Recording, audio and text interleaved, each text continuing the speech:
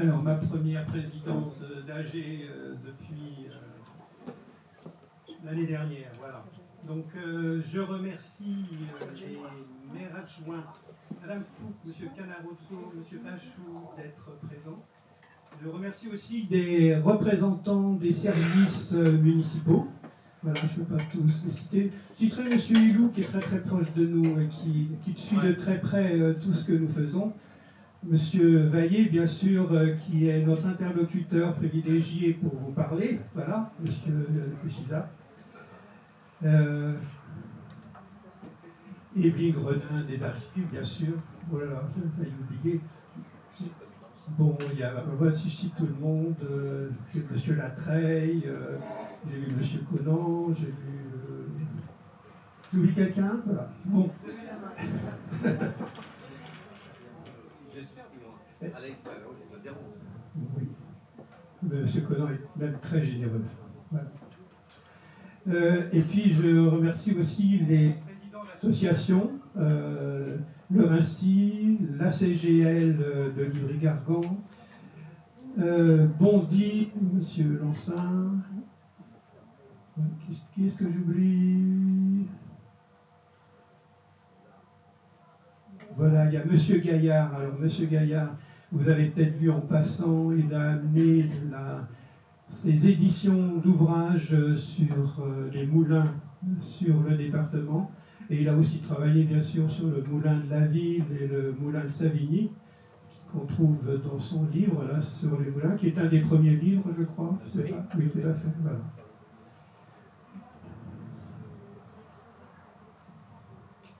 Ah, oh, et puis j'oubliais aussi une présence rare, c'est Monsieur Gilbert. Monsieur Gilbert qui habite Pézenas et qui, dans nos bulletins, publie chaque année les cartes postales anciennes de Aulnay-sous-Bois. Donc il est venu tout exprès et il a même amené des copies ici de cartes postales que vous pourrez consulter à un moment donné. Voilà. Merci Monsieur Pézenas de tenir cette... Monsieur Hilbert de Pézenas, d'Aulnay-sous-Bois. Tiens, qui est parti s'exiler tellement loin, on se demande pourquoi, franchement. Voilà. Maintenant, je tiens à remercier pour leur venir Madame Pauline Suzy Nicolin, Monsieur Yvan Lafarge et Monsieur Pascal Décourt, tous trois archéologues du service départemental d'archéologie à Épinay. Depuis longtemps, je me disais que le Carin ne méritait plus l'adjectif d'archéologique, faute d'un renouvellement de notre intérêt pour la situation de ce type de recherche sur le territoire de notre ville.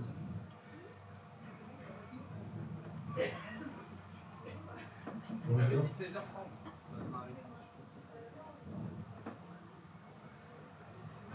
Un problème de circulation automobile. Voilà. Bon, ce domaine de recherche est passionnant et fascinant. Quand la préhistoire, les époques gallo-romaines, mérovingiennes sont à portée de main. Voilà. Pas très profond, même. Voilà. Enfin, je laisse la parole à nos trois spécialistes. Voilà. Bonjour à toutes et à tous. Merci de nous accueillir dans le cadre de notre Assemblée Générale. Et donc, on vous propose de faire un petit tour d'horizon. Qui ne sera pas forcément totalement complet, mais au moins un certain nombre de choses, notamment sur Savigny. Voilà. Et puis, d'autres découvertes ont été recensées. Alors, ce sont des découvertes parfois anciennes et pas très bien situées, mais... Ouais. Donc, on va commencer. Alors, peut-être par une découverte assez ancienne, qui date de 1905.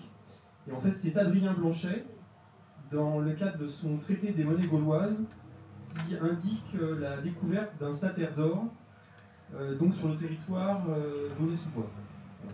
Alors c'est pas situé, et d'autre part on ne sait pas très bien où se trouve le mobilier. Donc un stataire d'or, c'est une monnaie gauloise qui date des environs de moins 300, moins 200. Alors ensuite, on peut citer trois découvertes fortuites effectuées dans un périmètre restreint et qui apparaissent témoigner d'une occupation datable de l'Antiquité. Donc ça, c'est au sud du territoire. Donc sur le premier document, c'est en point 6. Bon, je ne sais pas très bien si vous voyez, si vous situez. Donc c'est au sud, hein, c'est totalement au sud.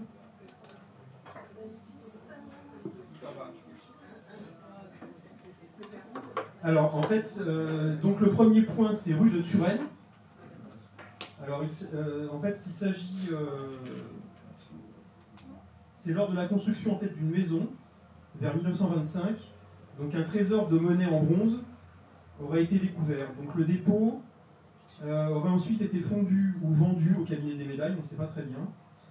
En tout cas, ce qui est certain, c'est qu'il n'y en a plus la trace actuellement. C'est M. Delalande qui, en 1979, avait essayé de le retrouver et il n'est actuellement pas au cabinet des médailles. Donc on ne sait pas très bien où ce trésor monétaire aurait atterri. Ensuite, on a Allée de Condé, donc soit immédiatement en fait à l'est de la découverte précédente. Donc a été collectée en 1979 une monnaie de Constance. Alors Constance est un empereur romain. Voilà. Et donc ça c'est une découverte qui a été faite par monsieur Éric Ferré en 1983. Donc Éric Ferré était, je pense, un des membres du CARA. Ensuite, toujours dans le même endroit, enfin dans le même secteur on va dire, il y a à l'allée circulaire en 1981 du mobilier datant de l'Antiquité tardive, essentiellement des tessons de céramique, des fragments de tuiles, donc qui indiquent une occupation gallo-romaine, et 6 monnaies romaines, dont des monnaies de l'empereur Magnence. Donc l'empereur Magnence a régné entre 350 et 353, de l'empereur Constant entre 337 et 350, et Valence, ça c'est entre 364 et 378. Donc découverte toujours effectuée par Éric Ferré en 1983. Alors, donc ça c'est un premier point d'occupation antique. On peut en citer un deuxième, un petit peu plus au nord-est. Donc ça c'est le point 7. C'est le point 7 sur le même document, le premier document, en grisé. Voilà. Alors, en ce qui concerne le premier point d'occupation, on ne connaît pas la nature et l'étendue de cette occupation. C'est un peu la même situation pour ce deuxième point. Donc voilà. Alors ça, ce point se trouve entre l'avenue de Nonneville et la place de la République. Donc à l'emplacement du parc d'Aulnay. Alors c'est au XIXe siècle que du mobilier de l'Antiquité aurait été découvert. Donc on cite notamment des fragments de dallage, des meules, un poids, alors sous réserve, un poids de balance en fer représentant une tête d'empereur avec soi-disant des yeux en argent. Ainsi que, alors entre guillemets, des petites médailles d'or très remarquables. Donc là je cite en fait l'auteur de l'époque, qui est donc monsieur Lecourtier, en 1899, et c'est dans le cadre de la monographie des instituteurs de Seine-et-Oise. Et donc on peut trouver cette information donc, dans cette monographie des instituteurs de Seine-et-Oise, pardon, pas de Seine-et-Marne, mais de Seine-et-Oise, commune du canton de Gonesse, et donc pour la commune d'Aulnay-les-Bondy, puisqu'à l'époque, c'était l'appellation Aulnay-les-Bondy et non pas Aulnay-sous-Bois.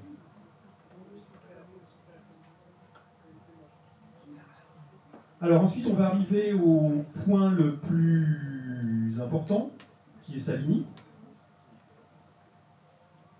Alors, depuis les années 60, plusieurs opérations archéologiques ont concerné le hameau de Savigny, qui est situé donc sur le cours du Saussay. Le hameau est mentionné pour une première fois en 1207, sous la forme Salviniacum. La forme Savigny, mais avec un I à la fin et non pas un Y, apparaît en 1598. Alors, pour situer un peu le hameau de Savigny, au milieu du XVIIIe siècle, il comprend 2 fermes. Alors en A, donc il s'agit de la ferme Racicot. En B, donc c'est Sainte-Chapelle. Ah oui, excuse-moi, c'est sur le deuxième document.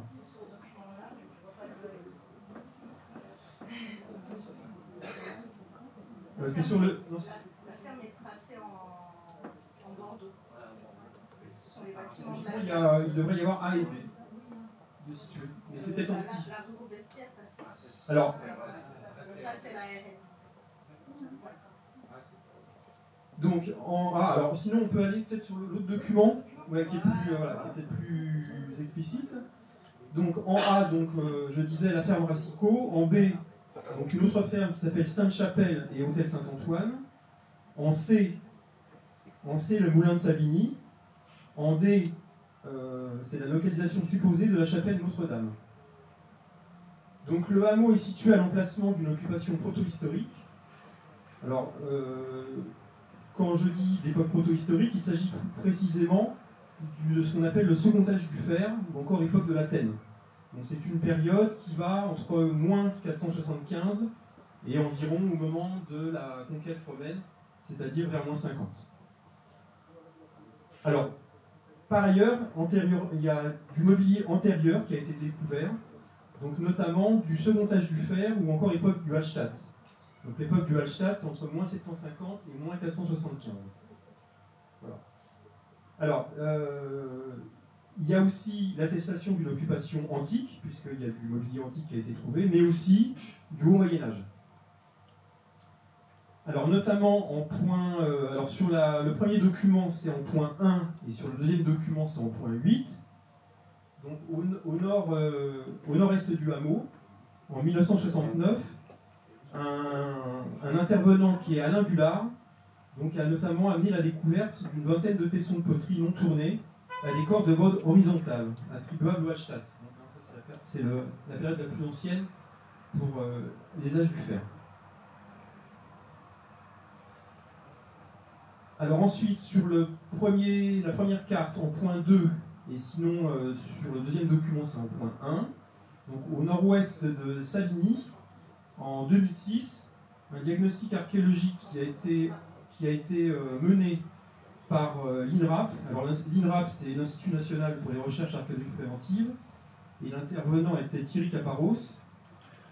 Donc ce diagnostic a révélé des structures excavées attribuables, d'après la céramique, à l'Athènes finale. Donc il s'agit notamment de 3 sections de fossés. Alors je vais vous passer les largeurs et les profondeurs parce que c'est un peu du détail. Mais en tout cas, il s'agit donc d'enclos fossoyés, dont la nature n'est pas connue. Pour l'Antiquité, l'essentiel des structures mises au jour se trouve un peu plus à l'ouest, et consiste notamment en 76 sections de fossés, donc c'est toujours des enclos fossoyés. Voilà. Et d'autre part, il y avait aussi des restes de... Alors, il y a 4 fours domestiques. 4 fours domestiques étaient regroupés dans un même secteur. Alors là, je suis désolé, je n'ai pas de document à vous présenter, mais c'est très ponctuel parce qu'en fait, c'est sous forme de diagnostic archéologique. Donc il s'agit de tranchées qui ont été faites. Et il n'y a en fait que des petites portions de fossés. Ces fours sont datables de la fin du IVe siècle et du début du Ve siècle, donc en fait à la fin de la période antique, ce qu'on appelle le Bas Empire. D'autre part, mis à part ces fossés d'enclos, a aussi été vu des tranchées de récupération de murs, avec une couche de démolition qui indique donc l'existence d'au moins 3 bâtiments sur fondation de pierre, dont l'orientation est comparable au fossé. Donc tout ça, en fait, est cohérent. L'un de ces bâtiments a 8 mètres de large, le deuxième 5,70 mètres de large, donc pour une longueur d'au moins 18 mètres, le troisième fait 7,50 mètres de large pour au moins 10,50 mètres de long. La démolition de 2 d'entre eux peut être datée du IIIe siècle. La céramique provenant de cette opération archéologique est datable entre le 1er et le 5e siècle. Alors ensuite, sur le premier plan, la première carte, c'est en point 3, et sur le deuxième, c'est en point 7 et 8. Donc au nord du hameau, entre 1968 et 1985, plusieurs opérations archéologiques ont montré une occupation entre l'Athènes D.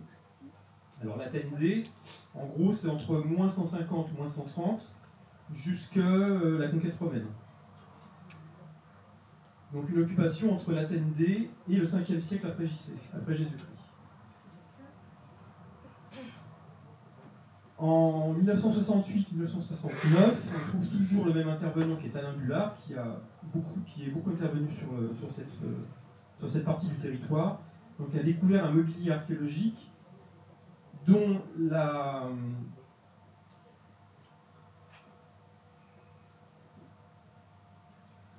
dispersion suggérait la présence au moins de 2 bâtiments distants d'environ 200 mètres. Le mobilier céramique donc est datable de l'époque antique, c'est-à-dire entre le 2e et le 5e siècle.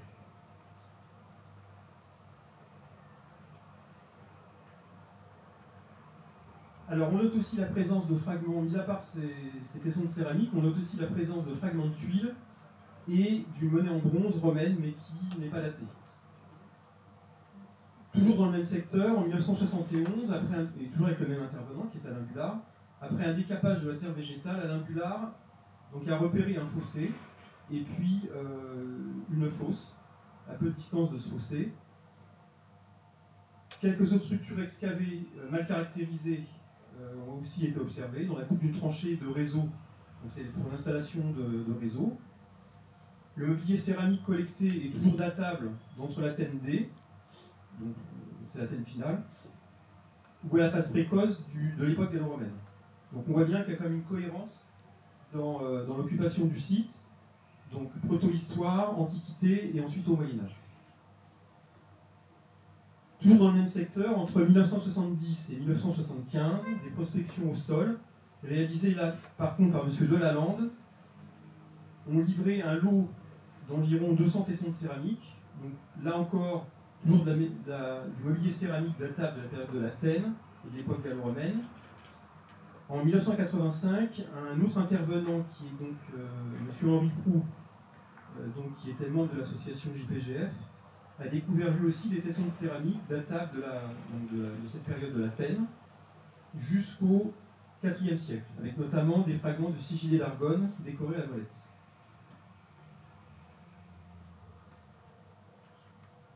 Ensuite, sur le premier plan en point 4 et sur le deuxième document en point 6, donc juste à l'est. On va trouver facilement celui-là. Ouais. Juste à l'est du hameau, à quelques mètres du cours du Sausset, un sauvetage urgent toujours conduit par Alain Bullard, qui est donc vraiment beaucoup intervenu sur le secteur, en 1970, donc lors de la pose de canalisation, a permis la découverte de 6 fosses, dont 4 ont été fouillées et 2 rapidement observées. Voilà. Alors l'essentiel de la céramique collectée est datable. Alors là, par contre, on est sur le haut Moyen-Âge. Donc l'essentiel de la céramique collectée est datable de l'époque mérovingienne ou carolingienne, notamment de la céramique granuleuse, qui est typique de cette période, avec des tessons de céramique en pâte plus fine aussi, éventuellement peints, et donc plutôt carolingienne, voire des 11e, 12e siècles. Du mobilier gallo-romain a aussi été mis au jour, donc des tessons de céramique, des fragments de tuiles, en position résiduelle vraisemblablement. Tous ces vestiges témoignent donc d'une occupation domestique durant le haut Moyen-Âge, aux origines du hameau de Savigny. La découverte d'autre part sur les déblais d'une monnaie de Thibaut III ou de Thibaut IV de Champagne renvoie quant à elle à la poursuite de l'occupation du site au-delà du XIe siècle. Alors, dernière chose, donc sur le premier plan en point 5 et sur le deuxième document en point 4 et 5, donc à l'emplacement même du hameau de Savigny, en 1999, un diagnostic d'archéologie préventive, dirigé par notre collègue Christina Gonçalves-Buissard, a révélé le prolongement de l'occupation du Haut Moyen-Âge précité vers le sud-ouest, où ont ainsi été mis au jour 9 fosses, un probable fond de cabane, 2 sections de fossés et 4 inhumations qui pourraient, alors ces inhumations pourraient être en relation avec la chapelle Notre-Dame, qui est donc en point, je ne sais plus, D je crois, oui c'est ça, en point D. Ces structures se répartissent de part et d'autre du cours du Sausset. Le mobilier céramique, peu abondant, est attribuable donc au Haut Moyen-Âge jusqu'au XIe, XIIe siècle. Et enfin, en 2008, donc c'est le point 5, sur le deuxième document, puisque le point 4, c'était donc le diagnostic effectué par notre collègue Christina Gonçalves-Buissard. Donc en point 5, en 2008, immédiatement au sud-ouest de cette première opération, donc un second diagnostic d'archéologie préventive a été réalisé par donc, notre collègue Pauline Suzy-Nicolin, qui va donc prendre le relais.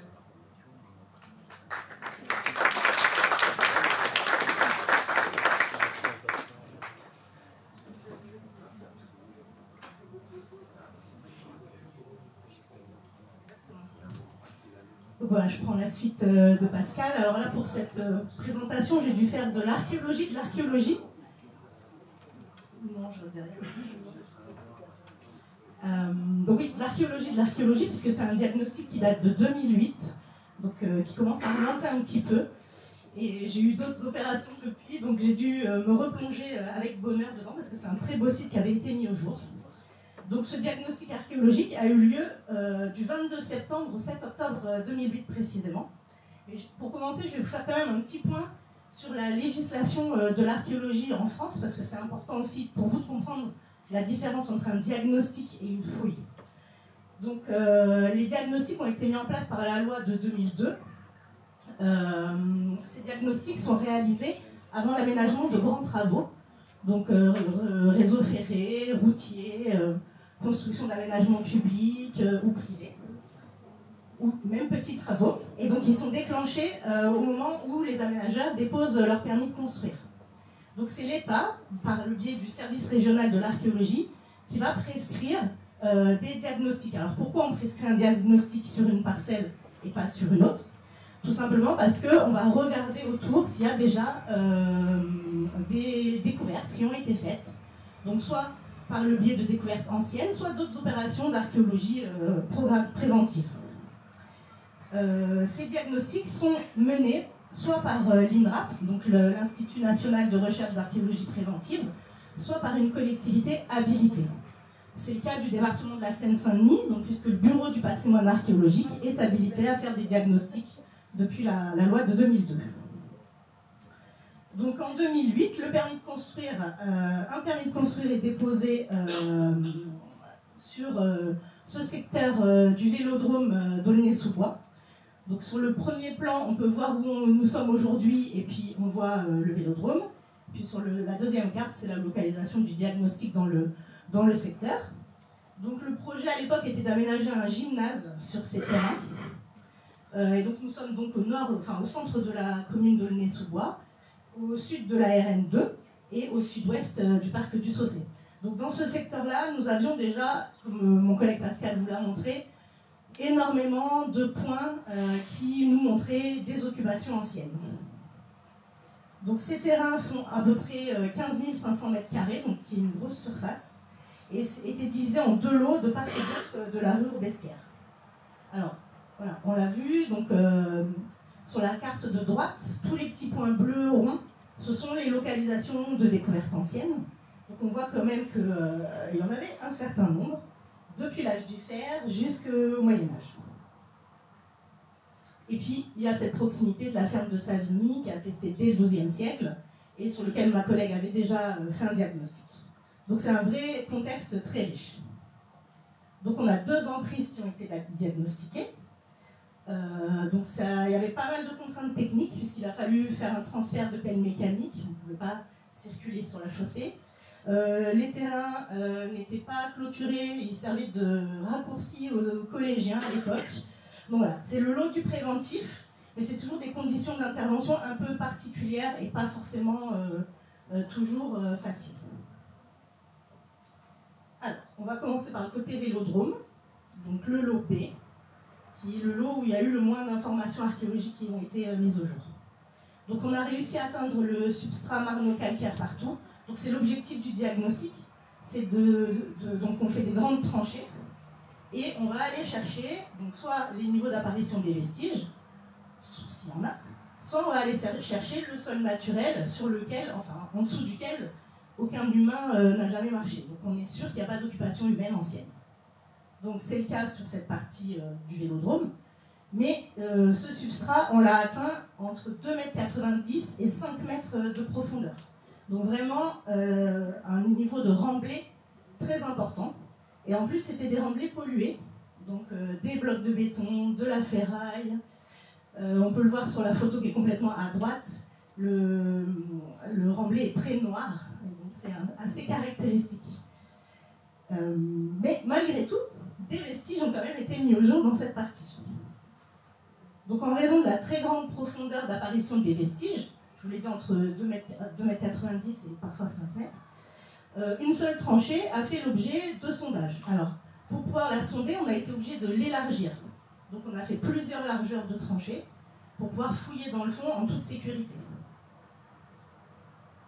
Alors, dans cette fameuse tranchée 10, on a mis au jour 34 structures archéologiques.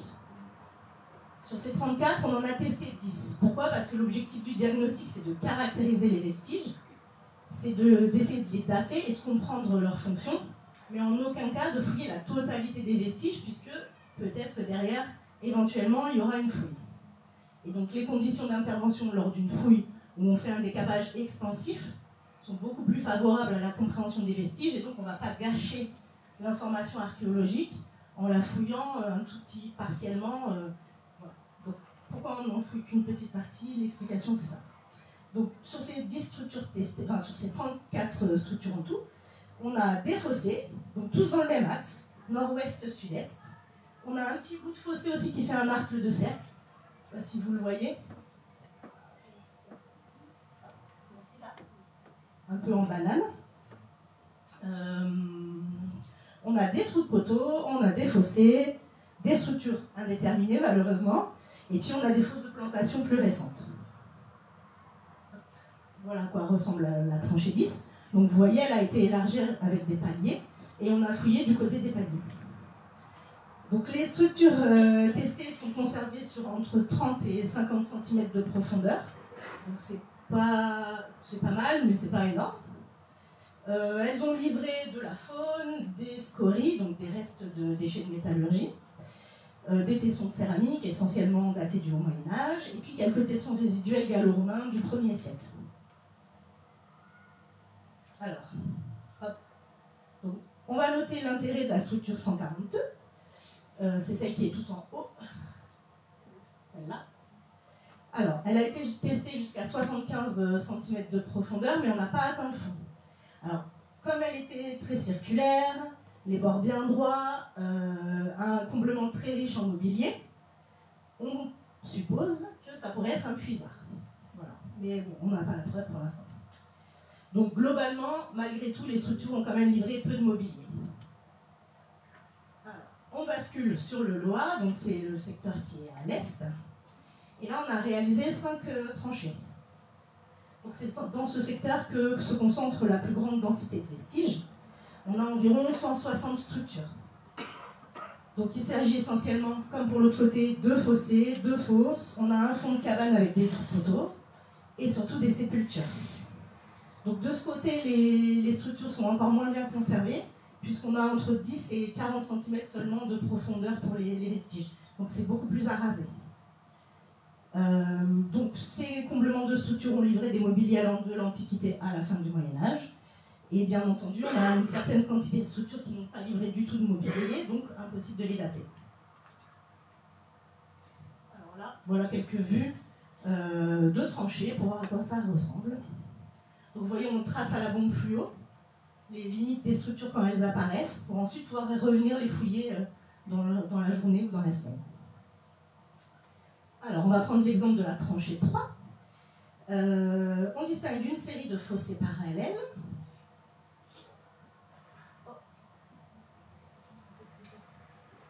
Donc voilà, vous les voyez, les fossés ils sont surtout dans ce secteur-là. Donc, ces fossés présentaient des trous de poteaux. Donc, on a émis l'hypothèse que ça pouvait être des fossés palissadés. Donc, ça seulement avec l'ouverture extensive, ça pourra nous prouver. Alors, peut-être que c'est juste une coïncidence et que des poteaux ont été installés a posteriori, mais voilà, c'est une des théories. Et puis, on voit surtout à l'extrémité nord-ouest de la tranchée la zone de sépulture. Et voilà, la zone funéraire. Donc, elle a été identifiée. Donc, ces sépultures ont été identifiées dans les tranchées 1, 2, 3 et 5. Donc, à part la 4, elles ont toutes livré des sépultures. Donc, dans le cadre du diagnostic, une fois de plus, il ne s'agit pas de fouiller la totalité des sépultures mises au jour, mais plutôt d'essayer de circonscrire l'extension de la nécropole et d'obtenir des éléments de datation.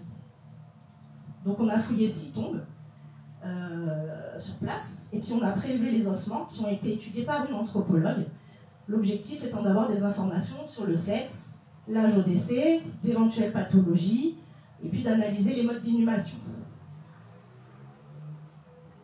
Alors, oh, voilà, c'était la bonne slide.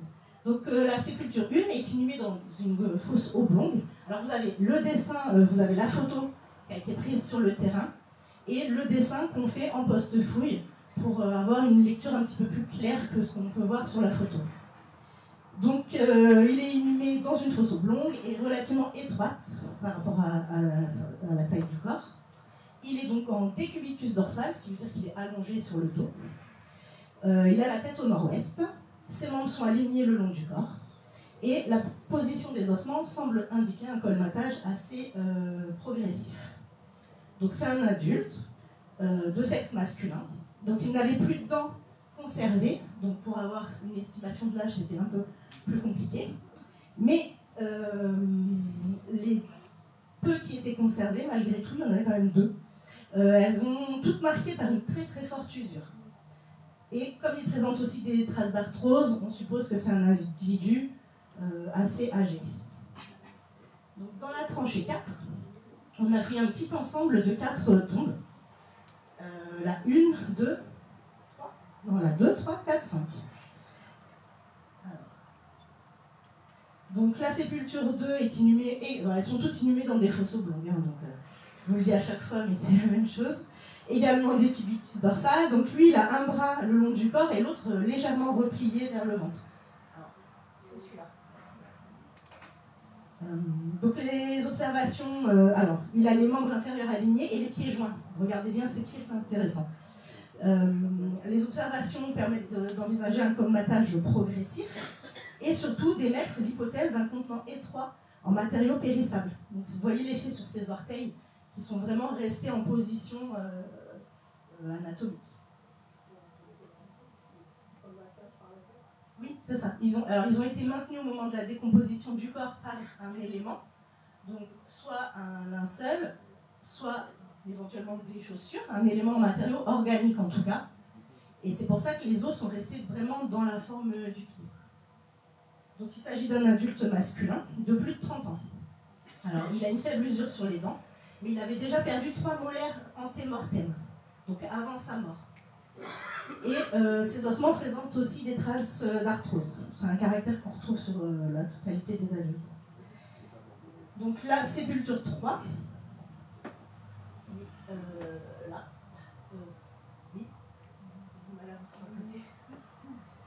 donc lui, il est aussi inhumé dans une fosse oblongue, il est aussi en décubitus dorsal, les membres inférieurs par contre repliés sur le ventre. Ces membres inférieurs sont toujours alignés. Donc on a aussi des indices de colmatage rapide des masses molles. Donc la présence de pierres de calage au niveau des pieds et sur le côté vers le bassin semble indiquer qu'il y avait un couvercle en matériaux périssables et qui se serait très rapidement cédé et qui se serait effondré sur le corps. Donc il s'agit aussi d'un adulte plutôt âgé, de sexe masculin et qui présente une usure marquée des dents et de nombreuses traces d'arthrose. Alors ensuite on passe aux deux enfants. Donc I4.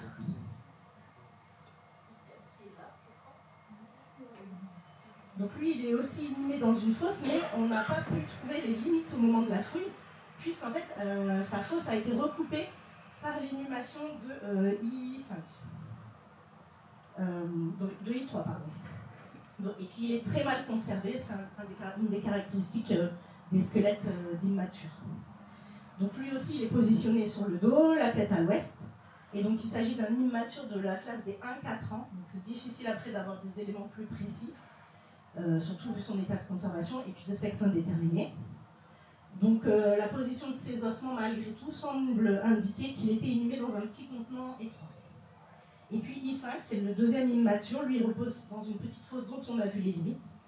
Il était également positionné en décubitus dorsal, tête à l'ouest, les membres alignés. Donc on suppose aussi qu'il était dans un petit contenant et que le colmatage s'est fait très progressivement. Ce qui veut dire que lui, son contenant est resté un petit peu plus longtemps en place. Donc il s'agit d'un immature aussi, de la classe des 1-4 ans et de sexe indéterminé. La dernière sépulture que nous avons testée, c'est I6. Et lui, il a été fouillé dans la tranchée 3. Donc il est également inhumé dans une fosse oblongue, toujours en décubitus dorsal, tête à l'ouest. Les membres supérieurs sont repliés sur le ventre. les membres inférieurs alignés et les pieds joints. Donc les observations indiquent un colmatage rapide des masses molles, favorisé aussi par une fosse très étroite. La position des pieds permet d'envisager la présence d'une enveloppe souple, comme pour l'autre individu de tout à l'heure. Et puis ces dents présentent une faible usure, bien que lui aussi ait perdu 3 molaires antémortelles, donc avant la mort. C'est un individu adulte de plus de 30 ans, mais de sexe féminin. Donc la fouille de ces 6 sépultures a permis de caractériser globalement cet ensemble funéraire. Donc la gestion des défunts correspond bien à ce que l'on observe à la fin du Haut Moyen-Âge. Donc on a des individus déposés dans des fosses des fosses oblongues, relativement étroites, soit dans des coffrages de bois, soit directement en pleine terre. On n'a aucun mobilier associé à ces tombes. Et puis l'utilisation de cercueils n'est pas attestée, alors comme on pourrait le voir avec des clous tout simplement. Or on n'en a pas. Donc cette population inhumée présente les caractéristiques des ensembles villageois du Haut Moyen-Âge. Donc une mortalité importante des premières classes d'âge, avec nos 2 immatures. On a la présence d'hommes et de femmes, et on n'a pas de recrutement spécifique. C'est toutes les classes d'âge et les 2 sexes. Donc pour la paléopathologie et l'état sanitaire, on remarque qu'ils ont tous de l'arthrose, et puis principalement au niveau du rachis et des lombaires. Et puis on a quand même retrouvé des troubles d'origine infectieuse. La stratification de cet ensemble est prouvée par la petite sépulture de l'immature. Donc on a au moins 2 phases d'inhumation. 2 phases alors qu'on a fouillé que 6 sépultures. Donc on aura peut-être d'autres informations plus tard. Donc on n'a aucune sépulture antérieure au Moyen-Âge. Et on a également des structures postérieures qui viennent recouper ces sépultures. Donc on aura une bonne chronologie au moment de la fouille. Donc ce qui apparaît, c'est que cette nécropole est implantée durant le Haut Moyen-Âge, et puis abandonnée ou déplacée aux alentours de l'an 1000. Donc lors du diagnostic, on a fouillé ces sépultures, on en a décompté à peu près 30, et si on fait les estimations... J'ai oublié de passer la diapo. Si on fait les estimations de surface, on aurait à peu près entre 200 et 300 sépultures à fouiller.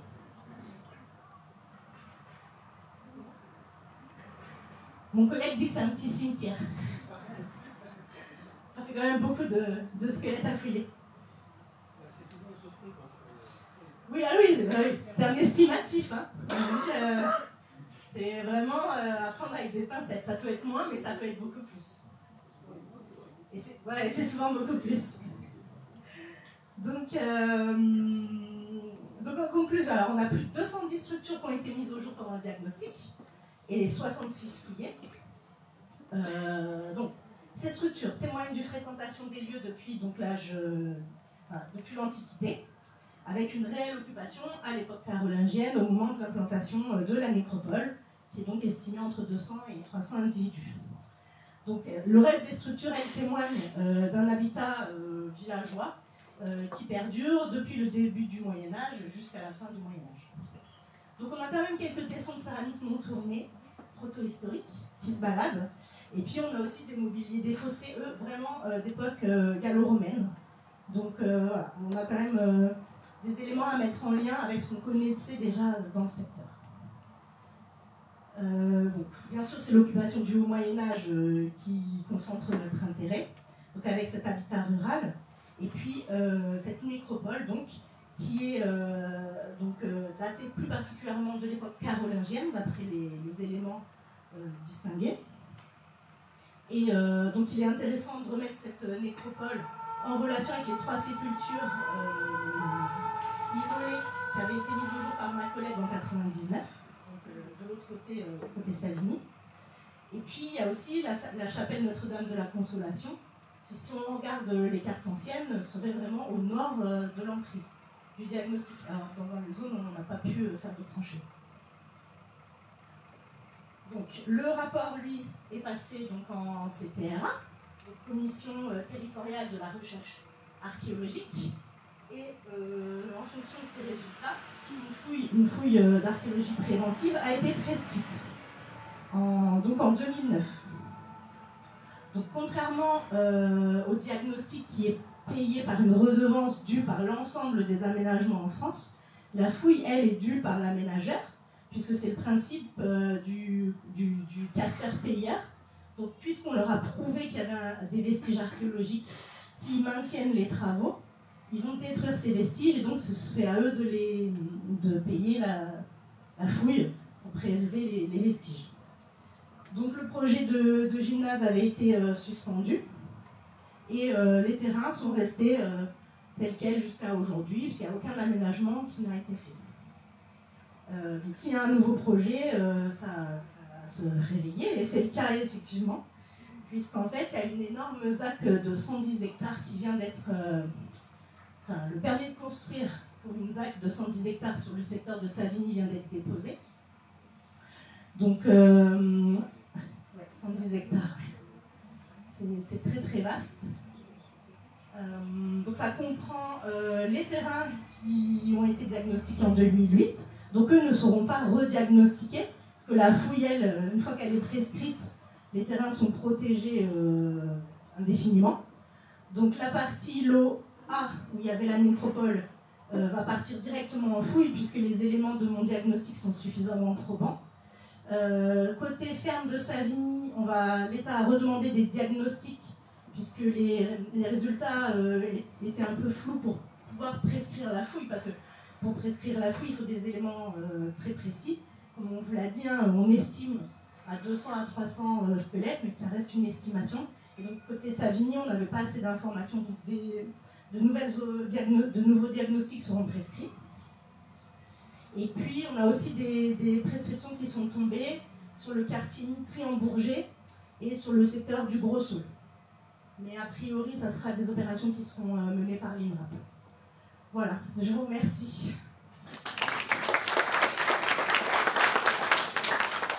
On va continuer donc dans la progression chronologique. On va continuer dans le Moyen-Âge. On va venir vers le centre actuel d'Aulnay et on va parler de l'église Saint-Sulpice, qui a effectivement fait l'objet en 2005-2006 d'une opération assez importante, parce qu'elle a été à ce moment-là intégralement restaurée. Une première phase sur la nef qui n'a pas fait l'objet de suivi archéologique parce que les centrales ne se sont pas concentrées, mais toute la partie du cœur, elle, a fait l'objet d'un suivi archéologique. Et là, contrairement à ce qui s'est passé à Savigny, on n'a pas véritablement fait fouille dans le sous-sol. En revanche, on a fait des observations sur les élévations, sur les murs, dans les charpentes et sur les voûtes, évidemment, pour comprendre un peu l'évolution de cet édifice. Voilà, donc c'est... alors, l'écran est un petit peu juste. Alors vous avez ici à l'écran le cadastre du 19e siècle, de 1819, où vous voyez en bleu l'emprise du prieuré d'Aulnay et en rouge l'emprise du château d'Aulnay, tous les deux remontant à l'époque médiévale. Une partie de mon texte a sauté, de toute façon ici je ne peux pas le lire, donc ça tombe très bien. Alors le prieuré d'Aulnay, en fait, c'est l'origine de l'église Saint-Sulpice. C'était un prieuré qui relevait de la nonce abbatiale, c'est-à-dire de la responsabilité de l'abbé de Cluny, en Bourgogne, une des plus grandes, fondée en 909, une des plus grandes abbayes bénédictines d'Occident, qui évidemment avait des filles dans tout l'ensemble de son territoire, qui était un territoire essentiellement économique, comme toutes les grandes abbayes bénédictines du Moyen-Âge. Aulnay en fait partie, c'était pas une abbaye en soi, c'était un prieuré, c'est-à-dire un petit établissement qui, semble-t-il, n'avait que 5 à 10 moines dans son personnel religieux. Ça ne veut pas dire qu'il n'y avait pas des novices et des servants, mais des ecclésiastiques étaient peu nombreux. Donc le prieuré est fondé dans les années 1078-1079, donc à la fin du XIe siècle, dans un mouvement qui est assez connu à ce moment-là, puisque en fait il y a beaucoup de nations, notamment royales, mais pas seulement. Ici, on est sur la famille Donis, qui va donner l'hôtel et la terre à l'abbaye pour fonder le prieuré. Et voilà. Et à un moment où le titre curial, c'est-à-dire le centre paroissial, se trouve à Savigny. Et il faut attendre le début du XIIIe siècle pour que le titre paroissial revienne, plutôt soit déménagé de Savigny à Saint-Sulpice, et que Saint-Sulpice acquiert le double statut de prieurale paroissial. C'est-à-dire que ça reste l'église du prieuré, mais elle est en partie mise à disposition de la population pour faire église paroissiale. Et ce qui se produit généralement dans ces cas-là, on a le même cas notamment à Noisy-le-Grand, la nef est gérée par la fabrique paroissiale et le chœur est géré par les religieux. Voilà, donc l'église elle-même a fait l'objet d'un certain nombre de travaux archéologiques avant notre intervention. Dans les années 60 et 70, notamment par une personne que vous avez déjà vu passer tout à l'heure, c'est Alain Bullard, qui en fait a travaillé pendant très longtemps dans plusieurs associations, puis ensuite il a été archéologue au service régional de l'archéologie, c'est-à-dire au service de la DRAC, à l'époque où la DRAC faisait encore des interventions de terrain. Il est intervenu à plusieurs reprises sur Saint-Sulpice, et puis Francis Parcuiseau, avec qui il a travaillé, notamment sur le côté nord. Donc vous voyez voilà. Vous voyez les sondages ici du côté nord. Qu'est-ce que je voulais dire oui, Francis Parcuiseau et Alain Bullard qui ont fouillé ici, et qui ont produit une documentation assez partielle, mais goutte à goutte, on essaye de réunir depuis 20 ans maintenant. Lors du déménagement des collections récentes du CARA, on a pu retrouver quelques documents qui apportent quelques compléments d'information, même si on les avait déjà traités il y a longtemps. On a un peu plus d'informations sous la main. Voilà, on va passer. Pour revenir un petit peu à l'essentiel, c'est-à-dire à l'archéologie. Vous avez sous les yeux le plan archéologique de l'église, donc en violet la nef du XVIIIe siècle, qui comprend 3 travées. La troisième travée, c'est la travée de l'entrée. Elle n'est pas représentée sur ce plan-là. Elle n'a jamais fait l'objet de décaissement, alors que la partie avant, les deux travées suivantes de la nef du XVIIIe ont été décaissées. Alors, je ne sais plus la date, en revanche, elles ont été décaissées pour être remises à un niveau équivalent du niveau du chœur, sans surveillance archéologique. Et puis en marron, vous avez des parties XIIe siècle, en vert des reprises au XVIe siècle, et puis en verdâtre, pas très joli, le XIXe siècle, qui correspond en fait à déjà des restaurations qui viennent se superposer aux travaux du Moyen-Âge et de la Renaissance.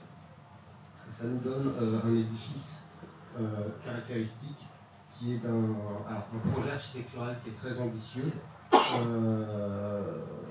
Voilà, avant d'aller sur le projet architectural, rapidement, je vous ai mis cette diapo-là pour montrer à quel point on s'insère dans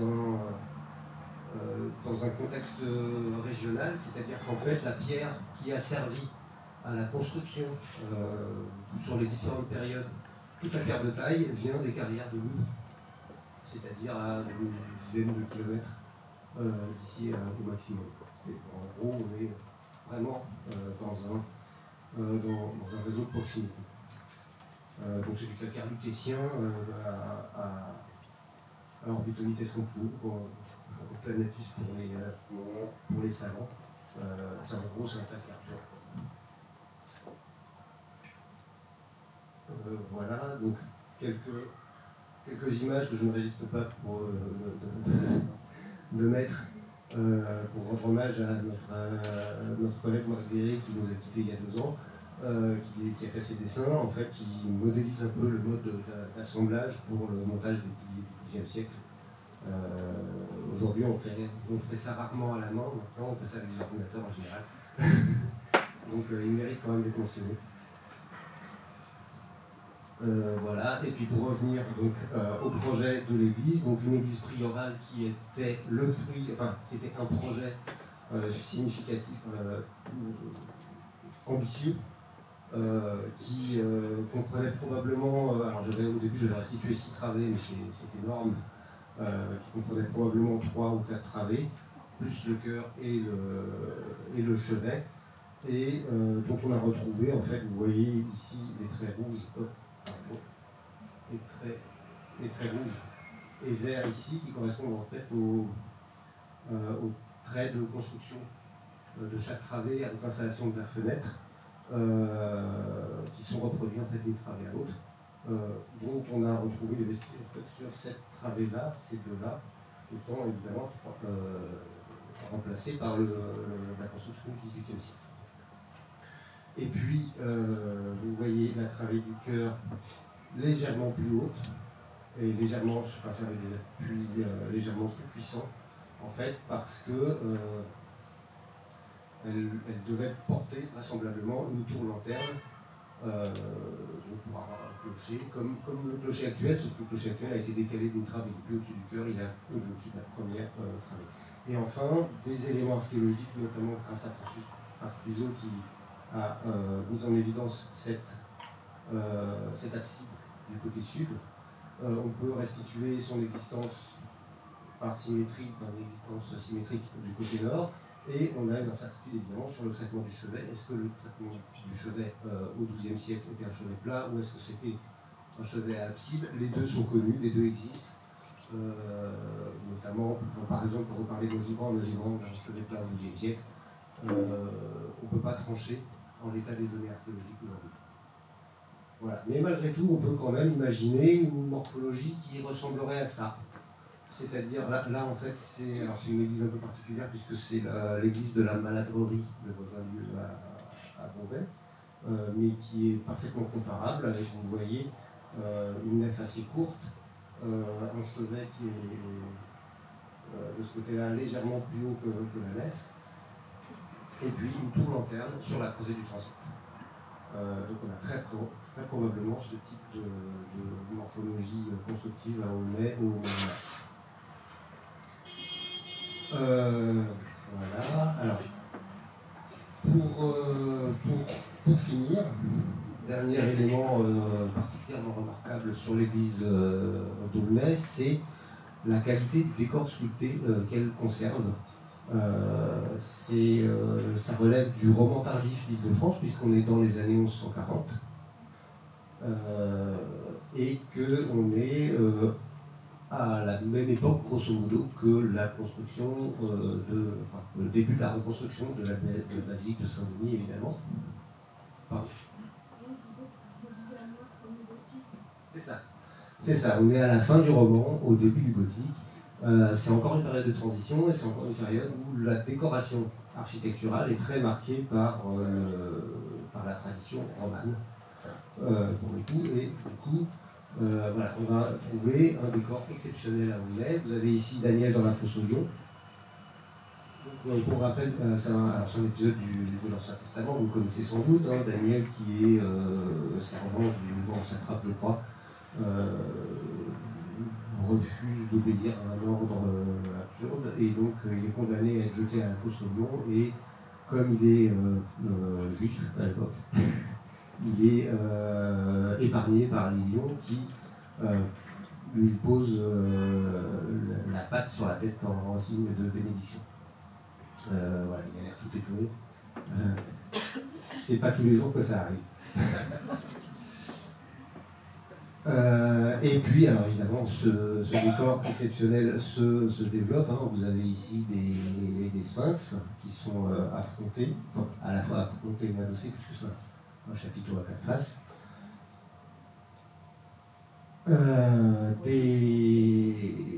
Chouette. Alors, j'ai essayé de trouver des éléments plus ou moins comparables dans le décor de Saint-Denis, de la partie occidentale de Saint-Denis parce qu'il y a des comparaisons possibles. Alors celle-ci fonctionne moyennement. Vous avez ici une grotesque de Saint-Denis. Et puis là, vous avez des chimères d'Aulnay-sous-Bois. On reconnaît des similitudes dans le décor végétal, mais ce n'est pas forcément le plus effectif. Et effectivement, la correspondance entre les figurations n'est pas forcément la plus effective non plus. Mais on a d'autres éléments. Alors là, vous avez le décor végétal d'Aulnay, mais on a d'autres éléments qui... Ah bah tiens, c'est retourné... Là, je suis désolé, l'image de Saint-Denis s'est retournée, elle est dans le mauvais sens, donc il faut imaginer que ce qui est vertical est à lire à l'horizontale. C'est un petit peu dommage parce qu'en plus, je crois qu'elle s'est écrasée. C'est d'autant plus dommage qu'on a des correspondances assez nettes dans le décor végétal à Saint-Denis et à Aulnay. Sauf que des deux petits anges d'Aulnay ici qui restent un peu plus exceptionnels. Mais ça, il y a moyen de gloser là-dessus.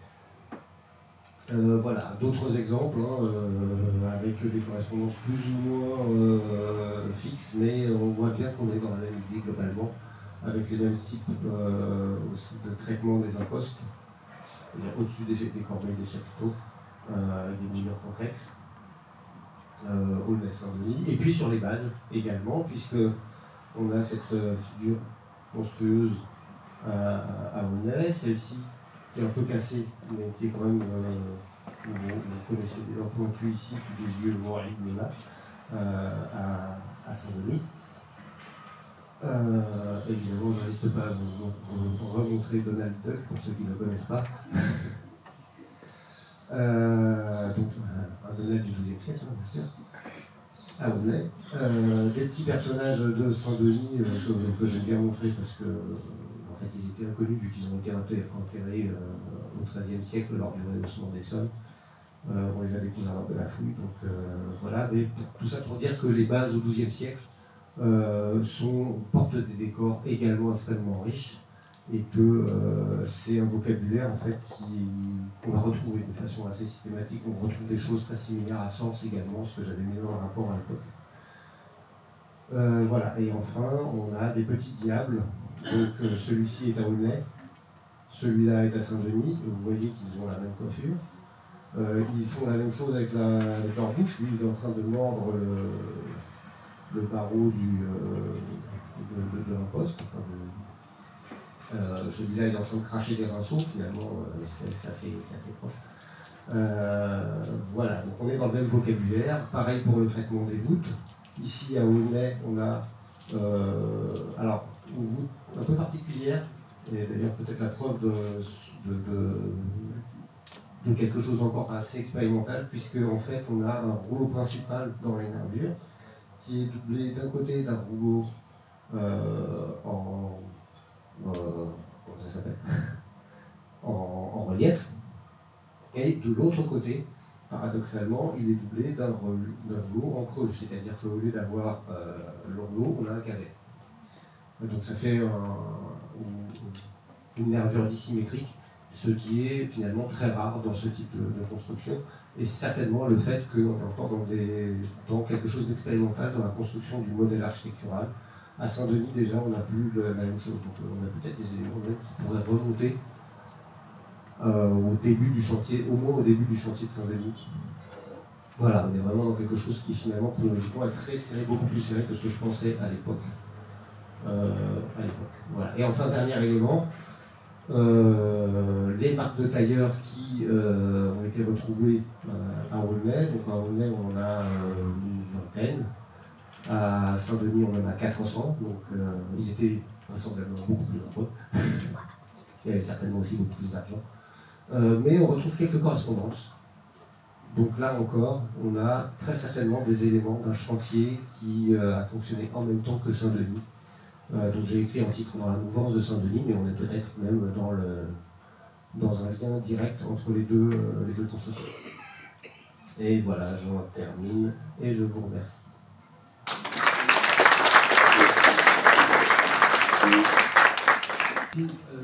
J'ai l'impression qu'il y a quelques années, dans le quartier Balagny, dans la zone industrielle, il y a eu une opération de fouille préventive avant construction d'un bâtiment industriel. Hein, j'ai vu dans ce terrain des tranchées habituelles. Est-ce que vous en avez eu connaissance? Est-ce que vous savez pourquoi à cet endroit-là, on aurait fait une fouille? Alors, si c'est des tranchées, donc c'est un diagnostic, donc c'est l'étape préliminaire. A priori, en tout cas, c'est pas le département qui a réalisé le diagnostic, donc c'est probablement l'INRAP. Effectivement, là après, sur Aulnay, c'est vrai que... Ouais, il faut... On pourrait vérifier, mais en fait, il faudrait qu'on ait l'adresse précise pour voir si... mais peut-être que Canaroso, ça vous dit rien, ça? Si, bien sûr. Si? Ah bah. Dans la présentation qu'on a faite, on n'a pas passé en revue forcément la totalité de ces sur le four. Oui, ce que je disais, c'est que dans la présentation qu'on a faite, on n'a pas forcément fait la totalité, on n'a pas présenté forcément la totalité de tout ce qui a été fait sur le sous-bois. Il est à peu près certain qu'il y a effectivement des diagnostics qui ont été faits par l'INRAP et que dont on n'a pas parlé. Après, tous les diagnostics ne sont pas forcément positifs. Donc il est possible que des diagnostics aient été faits, mais que ça n'ait pas donné lieu à la découverte de vestiges. Et honnêtement, dans le temps imparti, on n'a pas vérifié tout ce qui avait pu être fait sur le sous-bois. On s'est concentré sur deux pôles principaux, qui étaient donc Savigny, qui est vraiment un pôle très important et où il y a beaucoup de choses de connues, l'église d'Aulnay-sous-Bois, l'église Saint-Sulpice, et puis moi je me suis contenté de faire effectivement quelques mentions comme ça dans le sud d'Aulnay-sous-Bois. Il y a des découvertes qui avaient été faites par Éric Ferré et qui étaient du Carin, c'est comme ça, je ne me trompe pas. Voilà. Je ne sais pas si ça répond à... Après, ce qu'il faut savoir, c'est qu'effectivement, il y a plus, j'ai pas souvenir, parce que maintenant c'est ancien, ça fait plus de 10 ans l'aménagement de cette zone. Mais ce qui est sûr, c'est que si des fouilles archéologiques avaient été nécessaires, elles ont dû être faites. Voilà. La deuxième chose, c'est qu'il y a toujours d'autres sondages. Il y a des sondages évidemment pour le sol, la géologie. Et puis dans ce coin-là, vous avez un énorme collecteur d'eau usée du département qui passe ici. Donc il y a de toute façon beaucoup, avant chaque opération de construction, évidemment il y a plein d'opérations de sondage qui sont nécessaires avant de réaliser les opérations. Là, est-ce qu'il y a eu des opérations archéologiques à cette époque-là, sur cette zone-là? Je ne sais pas répondre à la question. Il y a eu effectivement des sondages. Est-ce qu'ils étaient archéologiques ou pas? Je ne sais pas répondre à la question. En tout cas, il y a eu des sondages, c'est sûr. Donc après, nous, on entretient une carte archéologique départementale, donc sur laquelle c'est une carte numérique sur laquelle on dessine des polygones, peu importe les opérateurs. Donc moi, après, je peux regarder, si vraiment ça vous intrigue, je peux regarder ça au bureau et envoyer les informations à M. Barrier et il vous transférera ça. Je vais regarder quartier Balagny, pas de souci, je vais regarder s'il y a eu des opérations. Là, en tête, je ne peux pas vous répondre, mais... On retrouve beaucoup de choses. J'avais vu qu'il y avait eu une recherche qui avait été faite avant la construction du collège Gérard Philippe, par exemple, et qui avait montré qu'il n'y avait rien d'intéressant. On trouve tout sur Internet. Alors en plus, on vient de changer notre base de données, donc à terme, on va avoir une nouvelle méthode pour mettre en ligne les données de l'archéologie départementale. Donc, c'est pas dans l'immédiat, mais d'ici quelques années, il y aura une plateforme qui sera ici, vous inquiétez pas. Donc ça sera public et comme ça. Alors après, il y a le géoportail du département sur lequel il y a une couche qui est les sites archéologiques. Alors après, nous, on ne la met pas à jour de manière régulière non plus pour pas qu'il y ait de pillage sur les opérations qu'on mène, surtout entre la phase diagnostic et fouille. On essaye de ne pas trop mettre en avant ces opérations-là, pour des questions de sécurité. Mais il y a aussi cette couche sur le géoportail du département qui permet de voir les opérations qui ont été effectuées. De la même manière, on n'a pas parlé non plus de Nonneville. Oui, le cimetière de Nonneville. Où il y a eu quelques observations qui ont été faites. Tout à fait. Ouais. fait, lors de travaux chez un particulier, il a découvert un squelette dans son jardin. Voilà, et en fait, des fouilles ont été faites, et c'était l'emplacement de l'ancien cimetière de la ferme de Nonneville. Voilà. Oui, d'autre part, il y a eu aussi un diagnostic de fait sur la ferme de Nonneville. C'est faisable ?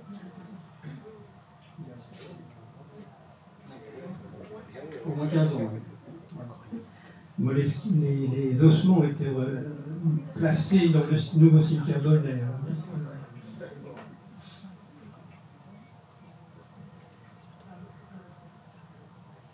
C'est pareil, si ça vous intéresse, je peux vous donner les informations. Tout vous intéresse. On apprend plein de choses, c'est extrêmement riche. Je rêvais de votre intervention, nous rêvions de votre intervention, sur la base aussi de pièces archéologiques qu'on avait retrouvées. Alors justement à ce sujet-là, on voulait vous informer, donc déjà, je ne sais pas si tout le monde est au courant, donc on a récupéré quelques caisses de mobilier archéologique et un peu d'archives aussi du CARA. Donc nous vous remercions beaucoup pour nous avoir confié ces collections. Et donc c'était juste pour vous informer qu'au mois de mai, il y a une équipe d'étudiants donc de l'INP, l'Institut National du Patrimoine, des étudiants conservateurs, qui vont venir pendant une semaine traiter ces collections, donc les nettoyer, les conditionner, faire un inventaire des pièces. Et donc voilà, c'est la première étape pour que ces collections rentrent officiellement au sein de l'ensemble des collections départementales. Voilà. Pour compléter sur les collections qu'on a récupérées, et notamment parce que vous parlez de l'église Saint-Sulpice, il y a quelques éléments qui relèvent de l'église Saint-Sulpice, dont des enduits. Donc ce sera l'occasion notamment de conditionner correctement et de les nettoyer, je pense, à voir avec des restaurateurs évidemment, mais voilà, tout ça pour dire que l'enquête sur l'église, à proprement parler, n'est pas terminée. Et du coup, il en sera de même pour tout ce qui provient de Savigny. Ce sera intéressant de reprendre la totalité de tout ce qui vient de Savigny, de manière à dater plus précisément la céramique notamment. Ça permettra d'avoir une idée plus précise. Après, il faudrait mettre ça en corrélation avec les vestiges, mais là c'est peut-être un peu plus compliqué, notamment pour ce qui est plus ancien, parce que c'est des choses très ponctuelles qui ont été faites. Et du coup, il faudra réinterroger le mobilier et la documentation. Voilà. Et peut-être voir avec certains intervenants s'ils n'auraient pas conservé un peu de documentation. Dont notamment M. Partuis. Voilà, donc Tous ces objets archéologiques étaient enterrés dans les pièces du CARA, et donc on les a ressortis, on les a déterrés pour vous. Et en tout cas, bravo pour avoir conservé tout ça pendant toutes ces années, parce que ça c'est les anciennes équipes. Merci Madame la Baronne.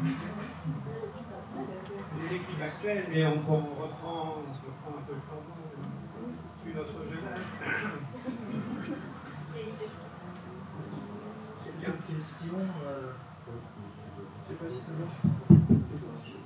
Question. Votre intervention suggère une évolution de l'habitat. Moi j'ai l'impression, à vous entendre, qu'il y avait des petits villages. Et après il y a une concentration vers Notre-Dame, que vous ne savez pas. Et après ça s'est encore déporté vers Saint-Sulpice. Est-ce que c'est faux ou est-ce qu'il y a eu des concentrations différentes? Enfin, quelle est l'évolution? Alors, en fait, l'occupation sur Savigny, il faut la mettre en relation avec ce qu'on connaît aussi tout le long de la vallée du Sausset, notamment en remontant vers l'amont, c'est-à-dire vers Villepinte et Tremblay. Alors, il s'avère que tout le long de la vallée du Sausset, que ce soit Tremblay et Villepinte, et donc du coup on est sous bois avec Savigny, en fait, il y a des occupations tout le long de la vallée du Sausset. Bon, ce qui n'est pas surprenant, ce qui n'est pas étonnant, puisque bien évidemment, ce qui est intéressant pour l'humanité, c'est de trouver des points d'eau. Donc c'est la rivière, qui dit rivière dit pâturage, et donc pour l'élevage c'est parfait. Voilà. Et donc voilà. Et après les fermes sont plutôt éventuellement sur des plateaux, c'est là où il y a le lion des plateaux, et donc là où il y a des terres agricoles très riches. Mais effectivement, c'est cette impression qu'on a dans l'habitat assez dispersé pendant le Moyen-Âge, parce qu'en fait le schéma du Moyen-Âge est assez différent du schéma de l'Antiquité. C'est quelque chose qu'on a pu observer et un petit peu comprendre, en particulier à hauteur de Tremblay, parce qu'on a travaillé de façon très continue pendant assez longtemps, mais c'est un modèle qui fonctionne, on pense, sur toute la vallée du Chaussais, et de fait, on voit un regroupement, des regroupements effectifs au moment de la cristallisation, ce qu'on appelle la cristallisation paroissiale entre la fin du XIe et le XIIe siècle, qui vont créer des centres qui vont, eux, perdurer plus longtemps, pour la plupart jusqu'à. Et donc, oui, c'est avec en corrélation avec ce qu'on connaît sur Villepin de Tremblay, où on voit le même phénomène, c'est-à-dire qu'il y a un habitat dispersé tout le long de la vallée, et puis ensuite des regroupements, donc c'est le vieux Tremblay, Aulnay-sous-Bois, et puis voilà. Et ça, en fait, l'habitat dispersé, effectivement, sur Tremblay-Villepin, disparaît au XIe et XIIe siècle. Et après, il n'y a plus de traces d'occupation le long de la vallée. Voilà. Et toute la population est regroupée dans le village, parce que ça permet de contrôler mieux la population. Voilà. Autour des seigneurs laïcs ou seigneurs ecclésiastiques.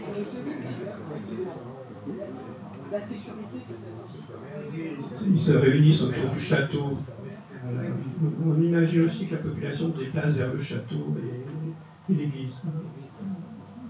Puisque Savigny, on aurait pu s'appeler Savigny, en fait. Voilà. On peut penser que ces seigneurs Qui se regroupent. Bon, peut-être que pas de questions rentrées, on va peut-être libérer nos. Je vous remercie infiniment de votre venue.